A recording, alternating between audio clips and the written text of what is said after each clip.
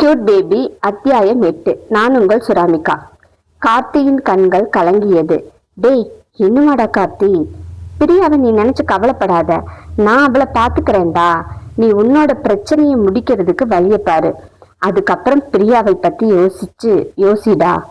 சரி என்று சொல்லிவிட்டு கார்த்தி தன் வேலையை பார்க்க போய்விட்டான்.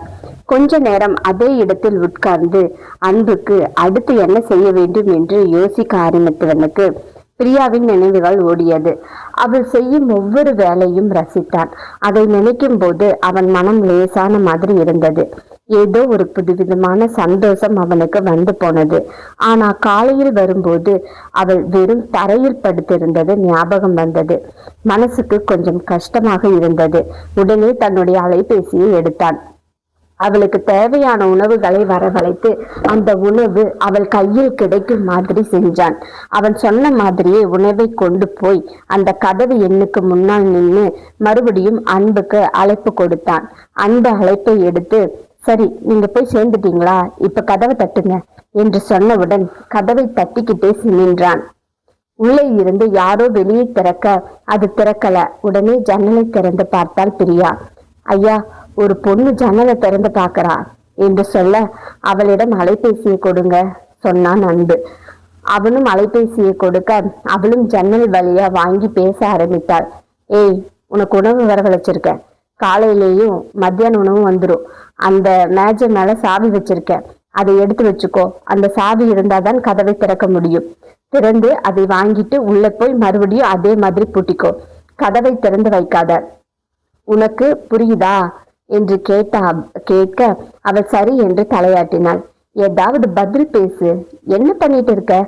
சரின்னு தலையாட்டிட்டு இருக்க என்று அவள் சொல்ல, நீ தலையாட்டுறது எப்படி எனக்கு போன்ல தெரியும் என்று அவன் கேட்க, இப்ப என்ன, நான் அந்த உணவு வாங்கிக்கிட்டேன், அவங்கள வெளியே அனுப்பி கதவையும் பூட்டிட்டேன், இதே ஜன்னல் வழியா அவங்க கிட்ட அலைபேசியும் கொடுக்கிறேன் என்று சொல்லிக்கொண்டு அலைபேசியை கொடுத்து விட்டாள்.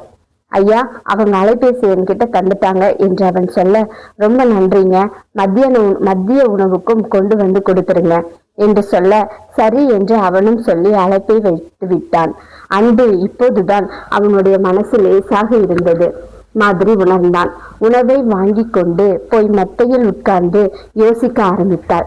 தன் வீட்டையும் தன் வீட்டை சுற்றி இருக்கிறவர்களையும் பற்றி நிறைய நேரம் யோசித்து கொண்டே இருந்தாள்.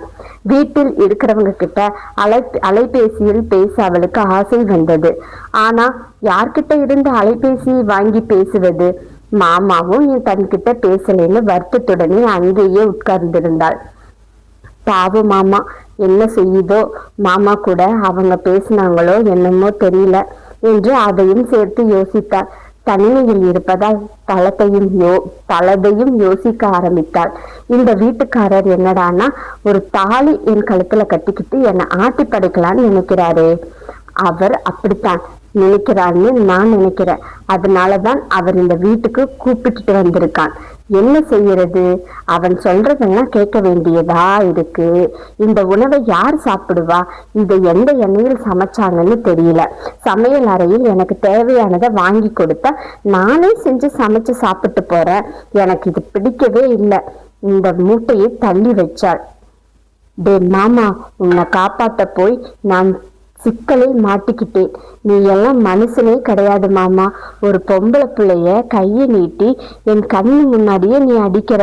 நான் அதை என் கண்ணால பார்த்தேன். நீ எப்படி ஒரு பொம்பளை பிள்ளைய அடிக்கலாம்? நான் உன் கூட பேசவே மாட்டேன் மாமா. நீ என் கூட வந்து பேசினாலும் நான் உன் கூட பேச மாட்டேன். இனிமேல் நான் உன் கூட சண்டை என்று மேலே பார்த்து கத்தினாள். கொஞ்ச நேரம் தொலைக்காட்சி பார்த்தாள். கொஞ்ச நேரம் அங்கும் இங்கும் நடந்தாள். முடியல. ஒரு அறையில் அடைஞ்சு கிடக்கிறது அவளுக்கு பிடிக்கல. அந்த அடுக்குமாடி வீடு பிடிக்கல. சொந்தங்கள் இல்ல. பல சிந்தனைகள் அவள் மண்டையில் ஏறி குடியிருந்தது. எப்படியாவது இங்கிருந்து ஓடிவிட வேண்டும் என்று நினைச்சுக்கிட்டு இருந்தாள். நினைக்க நினைவுகள் தூக்கத்தை வர வைத்தது. அப்படியே படுத்து தூங்கியும் போனாள். அழைப்பு மணி நிறைய நேரம் அடிச்சுக்கிட்டே இருந்தது.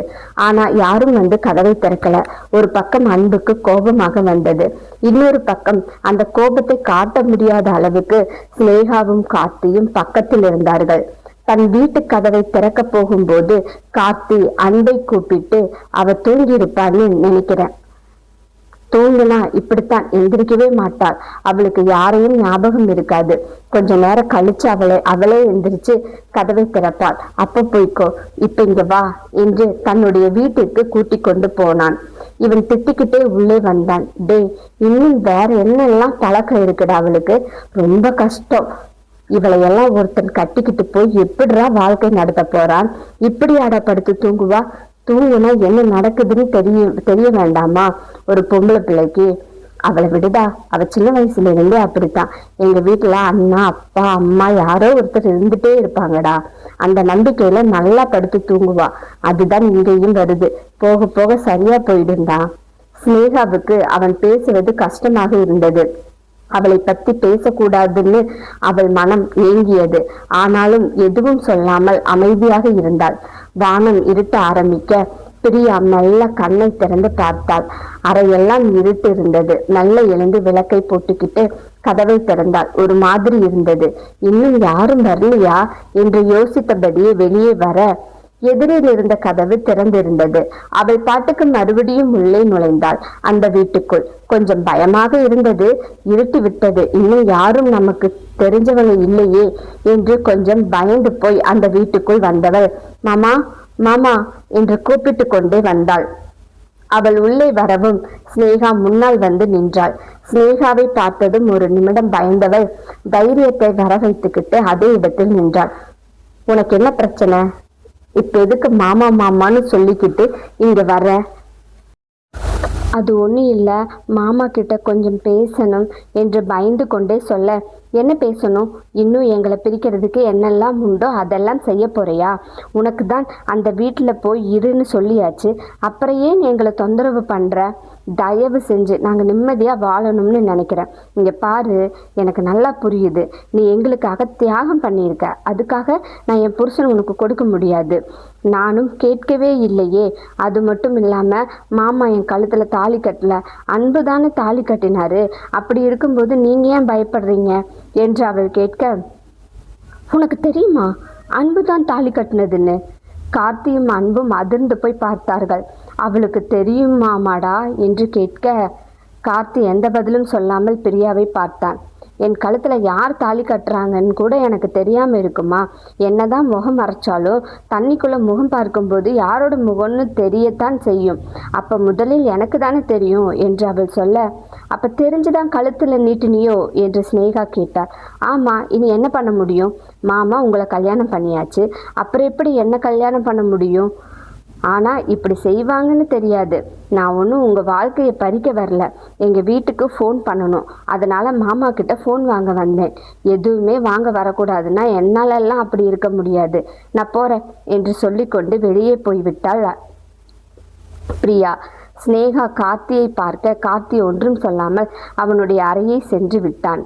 அன்பும் அவளிடம் சொல்லிக்கொண்டு தன்னுடைய வீட்டிற்கு வர அவள் மெத்தையில் உட்கார்ந்திருந்தாள். என்று உட்கார்ந்திருந்தாள். அன்பு உள்ளே வந்தவன் நேராக தன்னுடைய அறைக்குள் நுழைந்து தன்னை சுத்தப்படுத்தி கொண்டு குளிச்சு முடிச்சவன் இரவு உடை போட்டுக்கொண்டு வெளியில் வந்தான். வந்து மேஜையில் பார்க்கும்போது அவன் வரவழைத்த அத்தனையும் வரிசையாக இருந்தது. அந்த மூட்டையை கூட பிரித்து பார்க்கல. திமிரு பிடிச்சவன். எப்பயுமே சாப்பிடாம இருந்துட்டு இருக்கா.